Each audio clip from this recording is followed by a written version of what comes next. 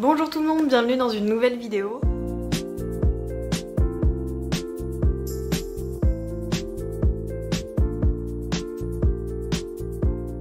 Aujourd'hui, on se retrouve pour que je vous fasse un vlog sur l'une de mes lectures d'enfance-adolescence. Il s'agit de Julia et le Vicomte de Meg Cabot Cabot. Je sais plus comment on prononce son nom, mais je sais que adolescente j'ai beaucoup lu de ses romans, notamment un qui était un peu un policier, quelque chose comme ça. J'essaierai de trouver la couverture, je vous l'afficherai juste ici. Je vous avoue, je me souviens plus exactement. Mais c'est celle qui a fait Le Journal d'une princesse. Moi je l'ai jamais lu, j'ai juste vu les films. Mais celui-ci je l'avais demandé uniquement parce que l'héroïne s'appelait comme moi et c'était assez rare à cette époque-là. Donc peut-être que j'étais un petit peu égocentrique, mais ça m'arrivait jamais de retrouver un personnage qui s'appelait Julia. Du coup je voulais un personnage qui s'appelait Julia. Et du coup c'était publié chez Hachette dans la collection Planète Fille. Voilà, on adore. Et je me souviens plus trop de quoi ça parle, juste que c'est un roman historique de cette jeune fille qui va se marier, je crois qu'elle a 16 ans, c'est à Londres en 1810. Et j'en sais pas grand chose d'autre. Je vais regarder un peu l'intérieur. Du coup c'est traduit de l'anglais par Camille Croquelou. Et c'est initialement publié en 2002 quand même, hein, le roman original. Et c'est en 2008 en français. Donc en 2008 j'avais quel âge? J'avais 11 ans. Je viens de regarder un petit peu les dates, etc. Et plus grande trahison, le titre original c'est Nicolas and the Viscount. Donc c'est pas du tout Julia en titre original, c'est Nicolas, elle s'appelle Nicolas. Bon, écoutez, je me sens trahie, mais je vais y aller quand même. Je vous avoue, j'ai pas envie de relire le résumé parce que je me souviens plus de grand chose à part le fait qu'elle se marie. La seule image qui me reste en tête c'est une grande maison, un peu une maison riche londonienne, un peu type quartier de Chelsea. C'est tout ce qui me reste en tête honnêtement.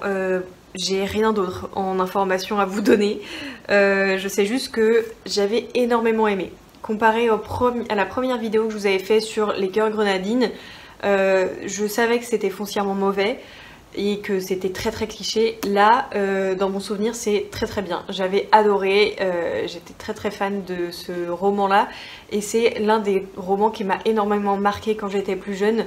Donc, j'en attends quand même beaucoup. J'espère que ça va pas ternir mon souvenir d'enfance. J'ai un peu peur, mais j'y crois. Je viens tout juste de commencer ma lecture, hein, j'ai lu juste une page, mais je me devais de vous raviver l'un de mes souvenirs d'enfance. Il y a une phrase, c'est la remarque tira cette dernière de l'examen de sa nouvelle coiffure. Julia avait maintenant 16 ans révolus et c'était la première fois que Martine, sa stricte femme de chambre française, l'autorisait à porter les cheveux relevés. Et cette remarque, les cheveux relevés, je m'en souviens très bien. Ça m'a marqué parce qu'il me semble qu'on en parle plusieurs fois dans le livre. Et je sais pas pourquoi, ça a réveillé un souvenir que j'avais qui était qu'elle voulait absolument les cheveux relevés. Je sais pas pourquoi, mais ça m'a fortement marqué.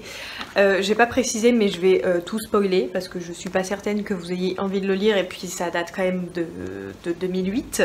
Donc franchement, si vous n'avez pas envie d'être spoilé, ne regardez pas cette vidéo parce que je vais faire vraiment beaucoup de spoil et je vais spoiler l'intégralité du livre. Hein. Donc juste pour vous dire un petit peu de la première page que j'ai lue là, du coup l'héroïne c'est Julia Sparks et là on est avec son amie Eleanor Sheridan et elles ont été toutes les deux à l'internat parce que Julia elle est orpheline et Eleanor elle a été envoyée là-bas par ses parents et c'est la fin de l'année et elles vont rentrer respectivement. Et du coup, Eleanor dans sa famille et Julia dans une famille qui l'a invitée. Pour l'instant, on ne sait pas où est-ce qu'elle va aller, mais bon, j'imagine que ça va être avec les Sheridan. Et voilà, je vais continuer à lire et je vous ferai un petit point quand j'aurai lu le premier chapitre. Petit point sur ce premier chapitre. Du coup, on découvre Julia Sparks, qui est l'héroïne principale. Et également son amie Eleanor Sheridan et sa famille, du coup Lady Sheridan et les deux frères de Eleanor, Nathanael et Philippe plutôt. Et on sent directement que va y avoir un petit truc entre certains des personnages. On découvre que Julia est amoureuse d'un certain Apollon, du coup un fils d'une bonne famille qu'elles ont surnommé comme ça avec sa copine parce qu'il est absolument parfait. Du coup il s'agit de Lord Sebastian Bartholomew, voilà, qui a vécu à Oxford. Et donc Julia va séjourner chez Lady and Lord Farrelly qui sont du coup les Bartholomew. Donc elle va aller séjourner chez le mec qu'elle aime. Sauf qu'on apprend très rapidement que Nathaniel, le frère de Eleanor, est un tant soit peu jaloux et potentiellement va y avoir un petit truc entre Julia et lui. Je parie sur un petit truc entre les deux, donc on verra si j'ai raison un peu plus tard. Mais on retrouve quand même beaucoup de références au physique et notamment aux taches de rousseur qui étaient mal vues.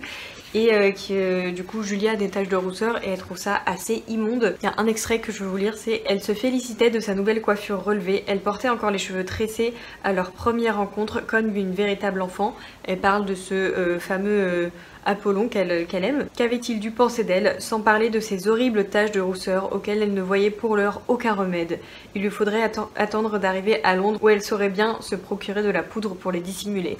Donc c'est vraiment la chose la plus horrible et la plus moche sur son physique apparemment, c'est ces taches de rousseur. Donc franchement ça va. Ah oui, ce qui m'a mis la puce à l'oreille, c'est que Nathaniel soit un peu jaloux, mais c'est aussi la description que Julia en fait. Il ne s'agissait pas, à Dieu ne plaise, d'un autre Apollon, mais si ses yeux, noisettes comme ceux de sa sœur et non bleus, n'étaient pas surmontés d'un casque de cheveux d'or, il avait tout de même belle allure et le sourire charmant. Julia ne restait pas insensible à la façon dont une mèche de ses cheveux châtains retombait continuellement, dissimulant son regard.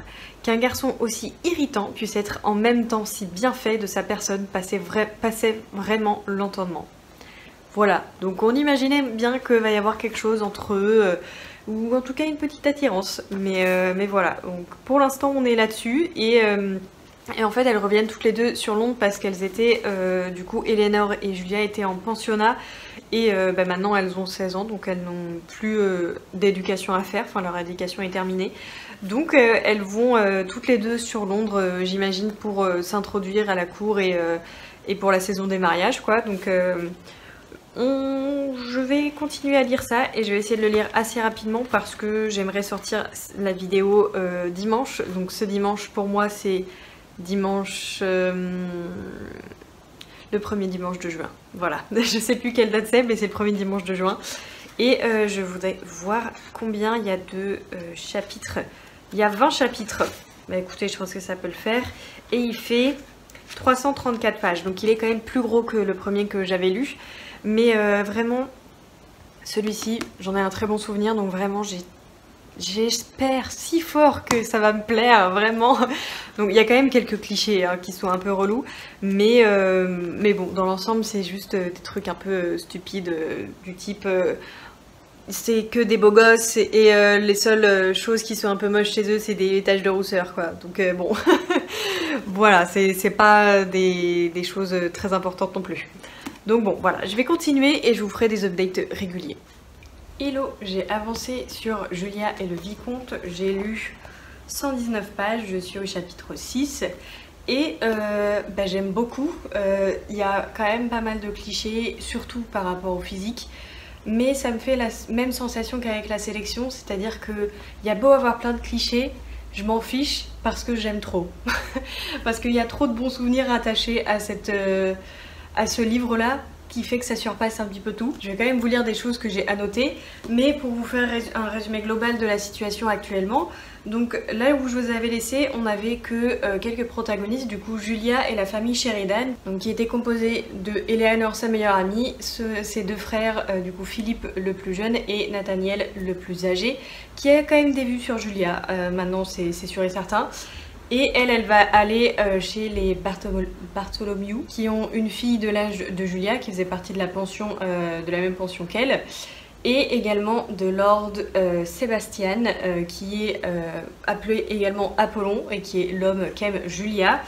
Et du coup elle reste avec eux à Londres et on va faire la saison avec elle. Les nouveaux personnages qu'on a eu, c'est les deux personnes qui sont les seuls parents de Julia, puisque elle est orpheline et que ses deux parents sont décédés. C'est des lointains oncles, petits cousins, etc. qu'elle aime pas beaucoup puisqu'elle a renommé son oncle, c'est Lord je ne sais plus quoi, et elle l'a renommé comment elle l'a renommé déjà? Je suis désolée si jamais on entend les travaux, mais aujourd'hui ils ont décidé de faire beaucoup de bruit. Du coup, son oncle de lointaine parenté, c'est Lord Renshaw, appelé le Rouspéteur, et son fils Harold, renommé gentiment le Mollusque. Voilà, donc vous comprenez bien qu'elle les adore. Et là où j'en suis, Harold est très intéressé par elle, si bien qu'il lui a fait une demande en mariage, enfin qu'il lui a demandé sa main. Et elle a tout bonnement refusé, qu'elle a quitté la petite carriole où elle était avec Harold en promenade, parce qu'elle a éclaté de rire, elle était tout bonnement offusquée de cette demande. Donc elle est partie et elle a été recueillie par les Sheridan, et ensuite Lord Sebastian est venu à sa rescousse. Mais peut-être que Lord Sebastian n'est pas si intéressé que ça par Julia, donc on va voir. Je verrai bien juste après. Je vais juste vous lire les quelques passages que j'ai notés, ou en tout cas retenus, qui ont retenu mon attention, pas forcément pour les bonnes raisons, parce que vous allez voir, il y a énormément de références au physique, et ça se voit que c'est daté. La sœur de Lord Sebastian s'appelle Honoria, j'avais oublié son prénom, et en fait apparemment elle a un physique pas très avantageux. On dit d'elle qu'elle est d'un naturel assez froid et distant, mais que finalement on comprend que c'est de la timidité maladive. Et après on fait référence à son visage en disant les traits quelque peu chevalins de son visage. Je trouve ça particulièrement méchant. Et en fait, c'est pas la première fois qu'on dit ça, on le répète à plusieurs reprises, je vais vous en reparler juste après. Voilà comment est décrit Lord Renshaw, du coup l'oncle de Julia. Ni la fortune ni la nature n'avaient souri à la naissance de Norbert Blenkinship, devenu Lord Renshaw grâce au père de Julia, qui avait légué son titre à ce parent, mais tous ses biens à sa fille. L'homme était parvenu à surmonter le premier de ses inconvénients en épousant une héritière qui avait eu la présence d'esprit de rendre l'âme sans tarder. Julia soupçonnait assez peu charitablement que la pauvre femme, ouvrant les yeux un beau matin et apercevant son mari, avait poussé sur le champ son dernier souffle. Quoi qu'il en soit, le disgracieux personnage avait hérité de toute sa fortune. Voilà, donc ça n'a pas l'air d'être quelqu'un de très agréable, en tout cas dans cette description, et même dans les faits, il n'est pas très agréable. Et ce fameux Harold, là, le mollusque, du coup on le décrit comme un dandy qui sait pas s'habiller avec des couleurs flashy. Ça me fait un peu penser à Lady Featherington dans les Bridgerton. On a un peu cet aspect un peu bling bling clinquant avec le mollusque. Et je vais vous parler du fait que j'avais retenu que ses cheveux étaient relevés et que c'était un peu un événement, et en fait on en reparle quand même assez régulièrement. Et du coup là ça se ressent parce que du coup elle dit bonjour à Harold et elle s'est écrit: s'arrachant à la contemplation de son reflet, il se retourna et se figea aussitôt sur place, stupéfait. Il fallut un moment à la jeune fille pour comprendre la cause de cet étonnement. Il ne l'avait jamais vue jusqu'à présent que les cheveux tressés. C'est la première fois qu'elle se présentait devant lui coiffée en dame, et à en juger par son expression, il risquait fort de s'évanouir sous le choc. Julia n'en aurait été autrement surprise. Elle l'avait vu jadis tourner l'œil devant ce veau à deux têtes qui était né et avait brièvement vécu dans l'une des fermes attenantes à l'abbaye. Vous comprenez bien l'étendue du personnage, on veut juste le faire passer pour un mec un peu stupide et un peu grotesque, c'est un peu le cas, hein. Et bon bref, voilà. Les autres choses que j'ai notées, c'était ici. Ah oui, c'est encore sur Honoria où on parle justement de son physique autre que son visage, mais on en reparle quand même. Fort était de reconnaître que, contrairement à son frère, Lady Honoria Bartholomew n'avait pas été gâtée par la nature. Malheureusement affligée de la même carrure d'athlète que lui, son visage accusait en outre des traits nettement chevalins. Ce n'était en soi une fatalité, et cela aurait même pu passer pour un atout dans la mesure où seules les femmes de haute stature et au corps sculptural portaient vraiment bien les robes à taille haute en vogue cette saison, du moins si Honoria ne s'était obstinée à orner jupe, corsage et bonnet de plumes. Donc on parle du fait qu'elle a quand même un physique un peu athlétique, etc. Mais vu qu'elle se sape mal, ça va pas. Et le fait qu'elle ait des traits chevalins, parce que ça ils aiment bien, en tout cas le traducteur a kiffé le mot chevalin, parce que, enfin la traductrice plutôt, parce qu'elle le répète quand même souvent, hein. Et je crois que j'ai noté une dernière chose juste ici, c'était quoi déjà? Ah oui, là on parle du physique des femmes, encore une fois, et du fait des taches de rousseur. Ça aussi, ça revient énormément en disant que c'est vraiment disgracieux. Et là, du coup, Julia parle de ça. Et c'est écrit: cela ne se limitait pas aux plumes. Bien sûr, le soleil également s'avérait redoutable, comme en témoignaient ces taches de rousseur, et le chocolat aussi, qui avait entraîné plus d'une femme à sa perte. Bon, ça a été écrit en 2008, hein, enfin en 2002 et traduit en 2008. Bon voilà, un petit peu de grossophobie, mais passons, hein, Et en vrai, j'ai remarqué aussi sur la couverture, il a pas l'air sympa, hein. Je sais pas trop à qui c'est censé représenter. Ah si, c'est censé représenter Lord Sebastian, parce que lui il est blond dans le livre. Donc, et après j'ai revu un petit peu la quatrième, je l'ai finalement lu. Donc c'est écrit qu'elle est courtisée, parmi eux le magnifique Lord Sebastian, dit Apollon, qui n'a Dieu que pour Julia. Mais l'aime-t-il vraiment d'un amour pur et passionné, ou s'intéresse-t-il seulement à sa fortune? Donc on va probablement découvrir qu'elle a une fortune, parce que pour l'instant elle est pauvre. Donc, donc on va voir ça. En vrai je suis quand même assez happée par l'histoire, mais j'avoue que je lis lentement parce que j'ai du mal à me concentrer et quand même une petite panne de lecture, mais j'arrive quand même à profiter de cette lecture. J'ai juste du mal à y revenir parce que j'arrive pas du tout à me concentrer. Je vais juste vous montrer vite fait les deux titres que j'ai aussi en cours. Agnès Grey, qu'il faudrait que je termine, j'en suis à la moitié, mais comme je vous dis, c'est quand même assez difficile de me plonger dedans. Et c'est la même chose pour ce roman-là, Le Trône de Jasmin de Tasha Souri. J'ai lu 131 pages. C'est une fantaisie indienne, je crois. Et j'ai quand même du mal à me plonger dedans. J'avoue, je comprends pas tout au système de magie du monde, etc. Et du coup je le laisse de côté parce que je pense que je vais passer justement à côté si jamais je m'obstine. Là dans le contexte actuel je vais pas y arriver. Donc pour le moment je laisse ça de côté et c'est pour ça que je le lis quand même assez lentement. J'espère pouvoir sortir la vidéo dimanche, là dimanche 2 je crois, dimanche 2 juin. Mais si jamais je repousserai la sortie peut-être le lundi ou le dimanche d'après, on verra bien. Mais j'espère bien quand même pas le faire traîner parce que je pense que ça va me saouler sinon. Bref, je vous laisse pour aujourd'hui et je vous reparle dès que j'ai avancé et que j'ai d'autres choses à vous dire.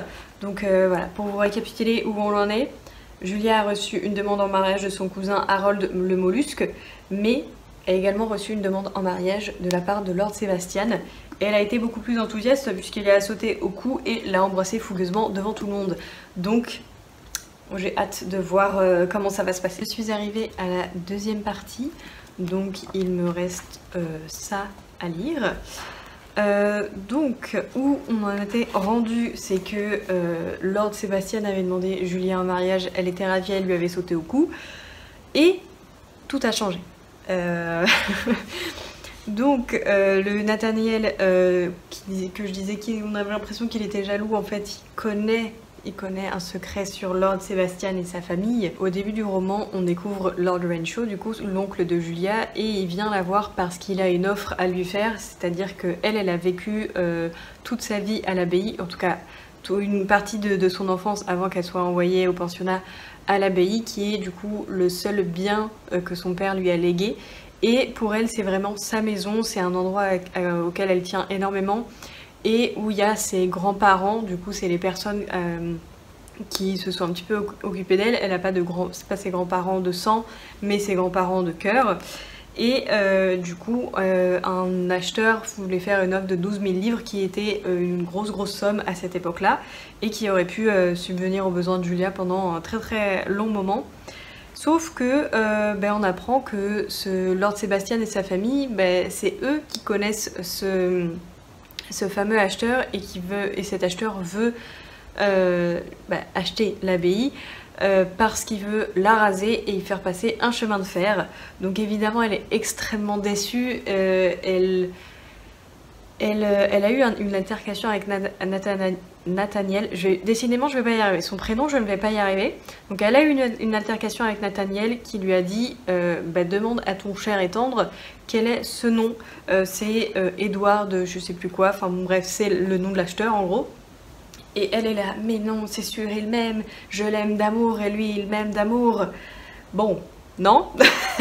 Il l'aime parce que par intérêt, donc absolument pas de l'amour.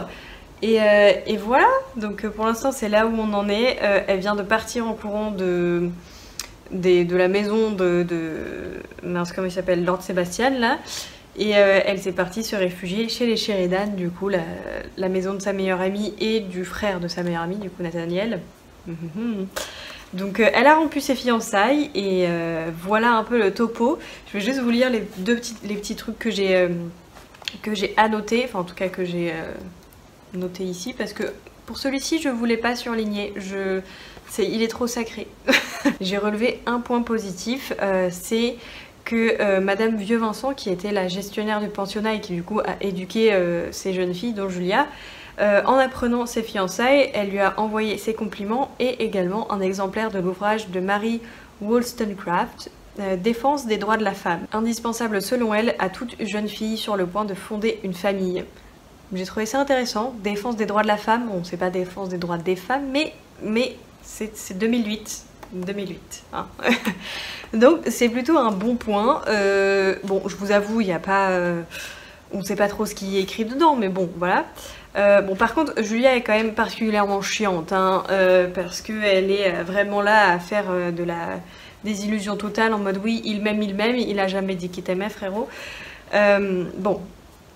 Elle est quand même particulièrement chiante et durant cette altercation avec Nathaniel, il était en train de parler, lui, avec une jeune fille qui s'appelle Stella, je sais plus quoi. Donc cette jeune fille s'appelle Stella et Julia se permet de lui dire « Ce jaune Stella ne te sied pas du tout », murmura-t-elle, « et je te conseillerais vivement de faire teindre ta robe d'une autre couleur, un grenat ou un vert émeraude. Cela me semble conviendrait bien mieux à un teint comme le tien. » Voilà, donc... Oh, j'ai pas aimé parce que bon, ça fait vraiment rivalité féminine à deux balles, où il faut rabaisser la fille pour se faire valoir ou je ne sais quoi, enfin bref. J'ai pas trouvé ça très subtil et très... ça m'a saoulée en fait, tout simplement. Donc bon, je l'ai quand même trouvée particulièrement chiante sur ces quelques chapitres là, parce que je la trouve... Enfin, elle était vraiment accrochée à son Lord Sebastian, quoi. Et bon, on sent que c'est un vieux livre quand on a une déclamation de ce qu'est censé être l'amour, le vrai, le grand, le véritable. Du coup, Julia est allée voir Lord Sebastian et lui a demandé « Pourquoi vous m'aimez? Est-ce que vous aimez ?» Du coup, il a fait un peu de la filouterie à faire l'anguille et en gros, il lui a dit qu'il l'aimait parce qu'elle était amusante et jolie. Voilà, bon. Et elle lui a répondu après « Êtes-vous prêt à mourir pour moi, milord ?» interrogea Julia. « Donneriez-vous votre vie pour sauver la mienne? Non, je ne crois pas. Un homme se sacrifie rarement pour une femme qu'il trouve amusante. L'homme que j'aimerais, moi, et si je parle au futur, c'est que je ne peux plus croire à présent que ce que nous avons vécu ait été de l'amour. En tout cas, pas un véritable amour, un amour éternel comme celui de Desdémone pour Othello ou de Cléopâtre pour Marc-Antoine. Cet homme, je l'aimerais pour toujours, non pour son apparence physique ou son tempérament enjoué, mais bien parce qu'une vision commune de l'existence et de ses vicissitudes nous aura rapprochés et liés indéfectiblement l'un à l'autre. La moindre séparation nous deviendra alors un supplice déchirant et je souffrirais volontiers 1000 morts pour lui en épargner une seule. Voilà, Lord Sebastian, ce qu'est pour moi l'amour, conclut-elle, et cela n'a malheureusement rien de comparable avec ce qu'il y a pu y avoir entre nous. Voilà, donc je trouve qu'elle est quand même dans le surjeu, hein, la meuf veut vraiment un amour qui lui déchire le cœur. C'est quand même pas un amour incroyable, c'est un peu chiant quand même d'aimer autant et de pas... ça fait un peu dépendance affective peut-être. Mais bon, je replace quand même dans son contexte. 2008, elle a 16 piges, on est censé être Londres 1810. Bon, en soi, j'aime toujours autant. Ça a quand même un petit peu terni mon souvenir d'enfance, mais je m'en doutais. Mais c'est pas un souvenir qui est vraiment entaché. Je la trouve juste un petit peu chiante quand même de temps en temps. Mais j'aime toujours autant et je prends toujours autant de plaisir à lire ce roman d'enfance qui va bien sûr rester dans ma bibliothèque. Celui-ci, je vais pas le mettre dans une boîte à livres parce que c'est ce qui est arrivé au Cœur Grenadine. Là, je l'ai mis dans une boîte à livres sans vergogne. Et il a été pris, hein, puisque je ne l'ai pas revu quand je suis repassée dans cette boîte à livres. Donc quelqu'un a dû kiffer. Peut-être pas le fait que j'ai stabiloté dedans. J'en suis désolée si jamais cette personne voit cette vidéo. Mais comme nous le savions tous et toutes dès le départ, Lord Sebastian est un homme nul. Voilà. Donc on va voir ce qu'il en est du frère de sa meilleure amie, là, Nathaniel. Dès que j'aurai lu la suite, je vous tiendrai au courant. Hello, j'ai avancé et quand même pas mal avancé dans ma lecture. Je vous avais laissé au début de la deuxième partie et je suis arrivée au chapitre 16. Donc j'ai lu tout ça et il me reste ça. Donc je vous ferai un dernier point dès que j'aurai terminé. Alors, je vous avais laissé sur quoi déjà? Je vous avais laissé sur le fait que Julia était partie se réfugier chez les Sheridan après avoir rompu ses fiançailles avec Lord Sebastian quand elle avait découvert que celui-ci voulait se marier avec elle uniquement pour raser son abbaye, sa maison. Peterson, non. Non. Je disais donc qu'il s'était pas passé énormément de choses à part ce dernier chapitre. Alors, on a suivi un peu Julia qui a été en cœur brisé, triste, et elle se rapproche petit à petit du frère, là, Nathaniel, mais dans sa tête, c'est pas encore hihi-haha l'homme de sa vie, alors que si, on le voit tout de suite, hein, c'est très très clair. Et bon, il se passe ça, elle revient un peu dans la société.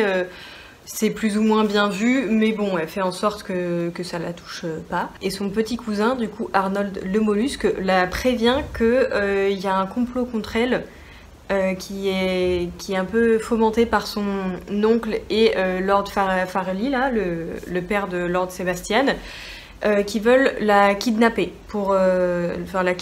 lui faire du mal pour qu'elle cède et qu'elle vende son habit pour qu'ils fassent passer leur chemin de fer et qu'ils gagnent de la thune, alors qu'ils en ont déjà beaucoup.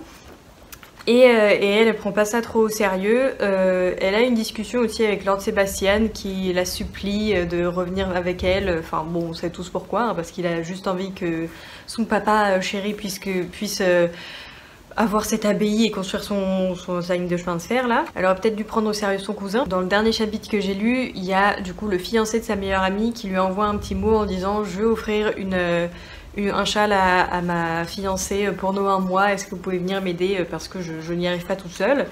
Et elle se dit « Ah, c'est super romantique, je vais y aller, hihi, haha ». Elle y va toute seule et elle se fait piéger. Et donc là, elle se retrouve dans les bas-fonds de Londres.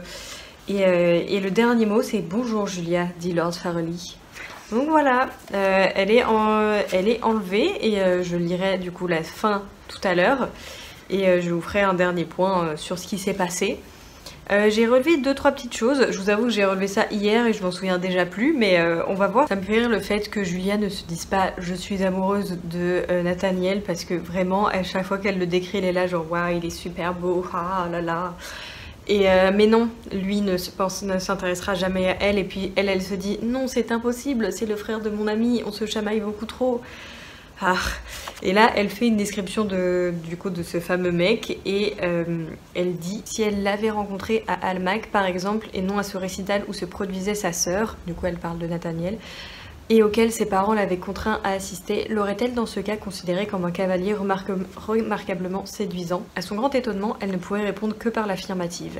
Le frère d'Eleanor, s'il se montrait invariablement taquin et toujours prêt à la critiquer, n'en restait pas moins un jeune homme de très belle allure, extrêmement soigné et aux épaules tout aussi carrées et aux jambes tout aussi longues que celles de Lord Sebastian. Et si ses yeux n'évoquaient pas un ciel bleu d'été, leur brun mordoré rappelait parfois à Julia les teintes changeantes de l'eau de la rivière qui longeait les terres de l'abbaye de Beckwell, là où elle habite, enfin du coup sa maison, et qui en automne prenait elle aussi au soleil des reflets verts changeants. Mais les yeux qu'elle admirait maintenant, tout à loisir, sillèrent brusquement, et la jeune fille rougit à nouveau. Nathaniel l'avait surprise à la dévisager et la fixer à son tour. Wow. Et je crois que ça se répète un petit peu après, je crois que je l'ai noté, ouais, je l'ai renoté juste ici, où Nathaniel la surprend encore une fois à la fixer, et elle dit, enfin elle pense, catastrophe, pense à la jeune fille, maintenant il s'imagine sans doute que je suis amoureuse de lui alors que ce n'est pas le cas du tout. Sauf qu'il était vraiment très élégant en tenue de soirée, c'était indéniable. Devait-elle le mentionner dans sa lettre, elle écrit une lettre à sa mamie, ou était-il plus important d'écrire que Nathaniel avait réussi sa licence de mathématiques à Oxford avec la mention très bien? Qu'est-ce qui présenterait le jeune homme à mamie sous son meilleur jour, le diplôme ou l'habit? Ou bien fallait-il passer tout cela sous silence et comparer plutôt la couleur des yeux de l'aîné des Sheridan à celle des eaux de la Tweed en automne? Voilà, donc c'est gros comme une maison qu'elle le kiffe et qu'ils se kiffent tous les deux. Donc on va voir comment ça va se concrétiser et comment elle va sortir de ce bourbier. J'ai terminé ma lecture. Si jamais vous entendez un petit peu de bruit, j'ai ouvert la fenêtre donc on entend le vent de dehors. Là où j'en étais, elle s'était fait enlever et c'était l'ordre de Lord Farrelly. Là, il y avait aussi Lord Sebastian, du coup son ex-futur beau-père et son ex-futur mari, voilà. Et également son oncle, Lord je sais plus quoi, Lord Renshaw, le rouspéteur. Et le mollusque, Harold, voilà, lui était censé être parti en Amérique, mais finalement non, hein, il est resté là parce que c'est un peu une poule mouillée. Du coup, elle est enfermée dans une petite pièce et pour s'en sortir, elle va demander l'aide à Harold. Enfin, elle va demander, non, elle va lui exiger de l'aide. Et du coup, parce que lui, il voudrait pas entacher sa réputation. Parce que si jamais elle dit que son oncle, ce qu'a fait son oncle, bah lui ça entacherait sa réputation, donc il lui a dit non mais tu comprends, je peux pas faire ça parce que ah là là ma réputation. Donc c'est un peu un con, enfin, en tout cas une poule mouillée comme vous voulez. Mais il va finir par céder sous la menace, parce que Julia a menacé d'aller voir la presse et tout leur raconter si jamais il ne l'aidait pas. Donc pour préserver sa réputation, il fait ce qu'on lui demande. Il part chercher de l'aide. Et elle, dans un même temps, elle apprend qu'elle va être mariée de force à Lord Sebastian, qui est un prêtre, va arriver dans quelques heures, un prêtre qui est un ami de son oncle. Donc que l'union va se faire, qu'elle dise oui ou non quoi. Lord Sebastian vient la voir dans sa cellule, elle fait sa petite fille gentille en mode oui oui bien sûr, haha hihi, et elle lui fout la cruche sur la tête pour l'assommer. Voilà. Après ça, elle essaye de se carapater, sauf qu'elle se retrouve bloquée sur le toit, tout le monde lui hurle dessus, et qui est-ce qui arrive en prince charmant ? Nathaniel, bien sûr, bien sûr. Elle atterrit dans ses bras, à cheval, bien sûr, très très cliché, hein, mais on kiffe un peu, j'ai quand même kiffé. Et qu'est-ce qu'elle se dit ? Mais je l'aime, c'est l'homme de ma vie, mon prince charmant. Elle fait encore une référence à la poésie parce que c'est un peu son truc. Et du coup, quand ils sont en train de galoper, elle se dit « Oh, mais depuis toutes ces années, je l'aime, oh là là, j'espère qu'il m'aime !» Et lui, il la rembarre un petit peu en disant mais à quoi vous pensiez et du coup il l'appelle Miss Sparks. Et elle se dit oh non, c'est impossible, il ne m'aime pas, il ne m'appelle pas Miss Sparks d'habitude, il m'appelle Julia. Et bon, 2 pages après, elle révèle qu'elle l'aime et lui il l'aime aussi, ils s'embrassent en plein milieu des rues de Londres. Et après, ils finissent par devoir attendre 2 ans avant de se marier et bon, on les retrouve à la fin tous ensemble à l'abbaye, du coup la maison de Julia avec sa mamie et du coup la famille Sheridan. Et Eleanor lui fait remarquer tu n'auras même pas à changer tes serviettes parce que du coup c'est brodé aux initiales parce qu'elle s'appelle Julia Sparks et elle va devenir Julia Sheridan, du coup ça fait JS. Ah là là, incroyable. Et voilà, l'histoire est terminée, même si c'était très très très très cliché. J'ai quand même apprécié ma lecture. Vraiment, cette lecture d'enfance, je l'aime d'amour. Il y a énormément de choses qui ne vont pas, qui sont très clichés, mais je réussis à passer au-dessus parce qu'il y a trop d'attache et trop d'amour pour ce livre-là. Même si j'ai quand même trouvé Julia un petit peu chiante hein, de temps en temps. Elle est un peu relou, assez têtue et ouais, chiante hein, tout simplement. Mais je le garderai dans ma bibliothèque très très longtemps. Je ne risque pas de m'en séparer parce que je ne m'en suis pas séparée depuis ces 15 dernières années, voire même plus. Je sais plus quand est-ce que je l'ai eu pour mon anniversaire ou enfin quand est-ce qu'on me l'a offert. Mais ça fait quand même très très longtemps. Et voilà, je l'aime d'amour, je ne m'en séparerai pour rien au monde. Et c'est très cliché mais j'adore. J'en ai terminé avec ce vlog, n'hésitez pas à me dire ce que vous en avez pensé en commentaire. Je ne pense pas à d'autres livres qui m'ont marqué étant enfant, donc peut-être que quand j'irai chez mes parents, j'irai de fouiller ça et si jamais ça vous intéresse, je pourrais en faire un 3e dans quelques mois. Voilà, n'hésitez pas aussi à vous à me dire si jamais vous avez des livres d'enfance qui ont encore une grosse place dans votre cœur, qu'est-ce que vous ressentiriez si jamais vous les relisiez. Voilà, dites-moi tout ça en commentaire et je vous souhaite une très bonne journée, une très bonne soirée et on se retrouve très vite pour une nouvelle vidéo. Salut!